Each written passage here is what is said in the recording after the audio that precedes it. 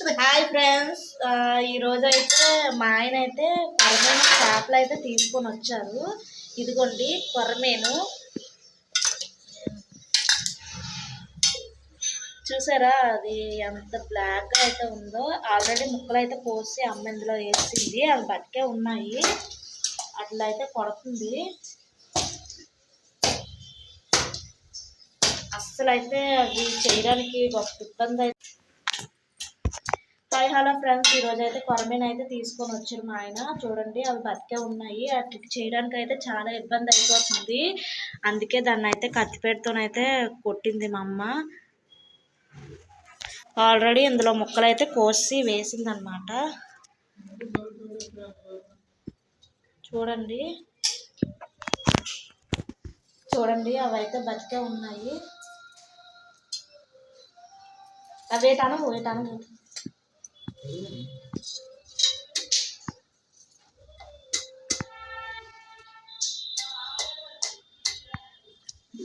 కొరమేనంట. చూడండి ఎంత బ్లాక్ గా అయితే ఉందో.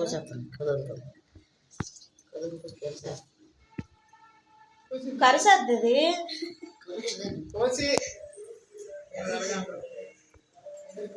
మూతి దగ్గర కొట్టుకోక కరుస్తుంది.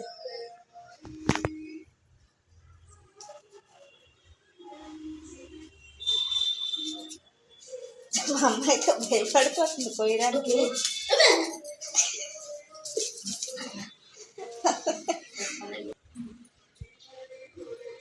ఆల్రెడీ అయితే చేసేస్తున్నారు చేపలు. చూసారు కదండి, చేపలు అయితే చేసింది. ఇందులో ఉప్పు వేయాలి, ఉప్పు వేసి కలుపుకోవాలి. చేపలు అయితే చేసిందండి, బయట అయితే కలుగుతుంది.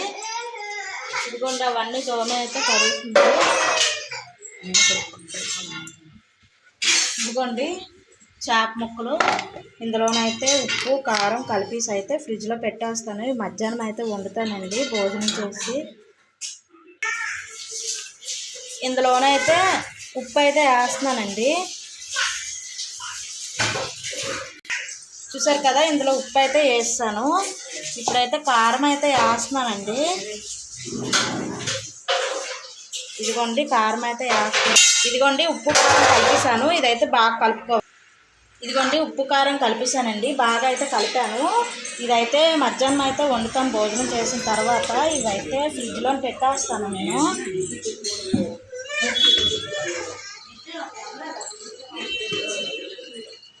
చేప ముక్కలు అయితే ఫ్రిడ్జ్లో పెట్టేస్తానండి, ఎందుకంటే ఫ్రిడ్జ్లో పెడితే బాగా ముక్కకి పడుతుంది అనమాట. ఇది కాడ ఖాళీ లేదు, బాటిల్ ఎక్కువ పెట్టామండి ఫ్రిడ్జ్లోని. ఇదిగోండి ఫ్రిడ్జ్ అయితే ఖాళీ చేశాను, బాటిల్స్ తీసాను. పైన అయితే చేపలు అయితే పెట్టానండి. ఫ్రిడ్జ్లో పెట్టేసి తర్వాత వండినప్పుడు ఒక పావు గంట అరగంట ముందైతే తీస్తాను. ఇప్పుడైతే ఉల్లిపాయలు టమాటీలు మిక్సీ పట్టుకోవాలి మనము మెత్తగా. ఇదైతే మిక్సీ పట్టుకోవాలి. ఇదిగండి ఉల్లిపాయ పేస్ట్ అయితే అయిపోయింది, టమాటా ఉల్లిపాయ పేస్ట్ అయితే. ఇవి వచ్చేసి ఫ్రై చేయాలండి. ఇదిగోండి దాల్చిన చెక్క, యాలకులు, మిరియాలు, స్టార్ ఫ్లవరు, అలాగే బిర్యానీ ఆకు, లవంగీలండి. ఇవైతే ఫ్రై చేసుకోవాలి. మనం సిమ్లో పెట్టుకొని అయితే కొంచెం వేపుకోవాలి. మరీ ఎక్కువ అయితే మాడనివ్వకూడదు, లైట్గా వేగితే సరిపోతుంది. చూడండి ఇవైతే వేగిపోయండి. ఇవి వేగిపోయి కదండి, పక్కకు తీస్తాను. ఇప్పుడైతే మిరియాలు, బియ్యం రెండు సమానంగా తీసుకోవాలండి. చేపల పులుసు ఇక్కడే చిక్కదనం వస్తుందండి. బియ్యం వేయడం వల్ల చేపల పులుసు అనేది చిక్కగా వస్తుందండి. రెండు సమానంగా అయితే కొలతల్లో తీసుకోవాలి. ఇప్పుడు ఇవి కూడా వేపాలి, ధనియాలు, బియ్యం. ఇప్పుడు ఇది కూడా లైట్గా వేపుకోవాలండి మనం.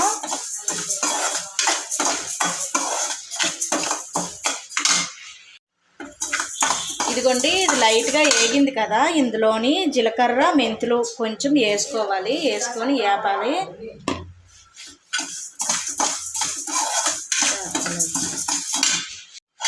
చూసారు కదా, ఇదైతే వేగిపోయింది. ఇదైతే నేను స్టవ్ ఆఫ్ చేస్తాను అనమాట. ఇదిగోండి నెక్స్ట్ చింతపండు అండి. ఒక 2 సార్లు అయితే కడిగేసి నానబెట్టుకోవాలి.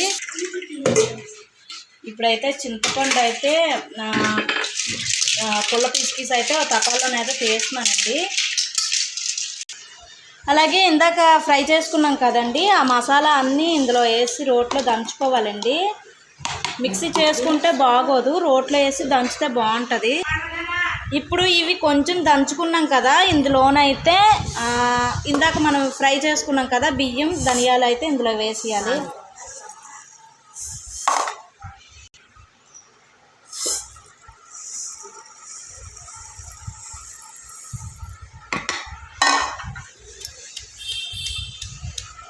ఇవైతే బాగా దంచుకోవాలండి మెత్తగా. ఇది ఎంత మెత్తగా ఉంటుందో చేపల పులుసు అంత టేస్ట్గా ఉంటుంది. ఇప్పుడు ముందుగా మనం స్టవ్ వెలిగించి ఆయిల్ వేసి ఆయిల్లో పచ్చిమిరపకాయలు అయితే వేసామండి. కొంచెం వేగాలి. కొంచెం కరివేపాకు అయితే వేస్తున్నాం. ఇప్పుడు వేగే కదా, ఇందులో కొంచెం కరివేపాకు వేసాను. కరివేపాకు వేసిన తర్వాత బిర్యానీ ఆకు అలాగే లవంగీలు చెక్క మసాలా అయితే వేసుకున్నాను. ఇప్పుడు ఇది ఫ్రై అయింది కదా, ఇందులో అల్లం వెల్లుల్లి పేస్ట్ అయితే వేసాను. ఇది కొంచెం వేసుకోవాలి. ఇప్పుడు ఇందులో అల్లం వెల్లుల్లి పచ్చిమిరపకాయలు ఉల్లిపాయలు టమాటాలు పేస్ట్ అయితే వేసేసాం. ఇది చూడండి, ఈ మసాలా అంతా బాగా వేగిపోయింది కదా, నూనె అయితే పైకి తేలింది చూడండి. ఇప్పుడైతే చింతపండు రసం అయితే వేసుకోవాలి. ఇప్పుడు ఇది బాగా కలుపుకొని ఒక 10-15 మినిట్స్ అయితే మనం మూత పెట్టేసేయాలి. కొరమీన కోసుకుంటాయి వీణ మరిగింది మసాలా. ఇందులోనైతే మనం చేపబూరలు వేసుకోవాలండి. పులుసు కొంచెం మరిగాక ముందు చేపబూరలు వేసుకుంటే చాలా బాగుంటుందండి. ఆ చేపబూరలో గుజ్జంతా పులుసులోకి అయితే వెళ్తుంది. చాలా అంటే చాలా టేస్ట్గా ఉంటుంది. చాలామంది ఏ వంటలోనైనా చూడండి, చాలామంది బుర్రలో ఇలా వేస్తారనమాట. పులుసులోని మరిగేటప్పుడు దాని టేస్ట్ అనేది, దాని ఫ్లేవర్ అనేది మనకు వస్తుంది అనమాట. ఇప్పుడైతే ఈ చేపల పులుసు అయితే మరిగిపోతుంది. ఇందాక మనం దంచాం కదా, గుండె అయితే వేయాలండి. ఈ గుండె వేసిన తర్వాత నెక్స్ట్ ఇప్పుడు ఫిష్ మసాలా వేసుకోవాలండి. స్మెల్ అయితే దంచి కొడుతుందండి. ఈ మసాలా అంతా వేసిన తర్వాత ఇంకొకసారి అయితే కలుపుకోవాలండి. ఆ పక్కన అయితే రైస్ పెట్టానండి. వేడి వేడి రైస్, వేడి వేడి చేపల పులుసు కాంబినేషన్ అండి ఈరోజు. ఇటువైపు రైస్ పెట్టాను, అటువైపు అయితే చేపల పులుసు మరుగుతుందండి. నేను ఆల్రెడీ అందులోని ఒక్కసారి మామిడికాయ చేపలు వండుదాం అనుకున్నానండి, కానీ మామిడికాయలు నాకు ఎక్కడ దొరకలేదండి. ఈ పులుసు అయితే మరిగిపోతుందండి. పులుసు మరుగుతుంది కదా, ఇందులోని కొంచెం కస్తూరి మెంతి, ఆ తర్వాత కొద్దిగా పుదీనా, నెక్స్ట్ కొద్దిగా కొత్తిమీర అయితే వేసుకోవాలి. వేసుకొని ఒకసారి కలుపుకోవాలి.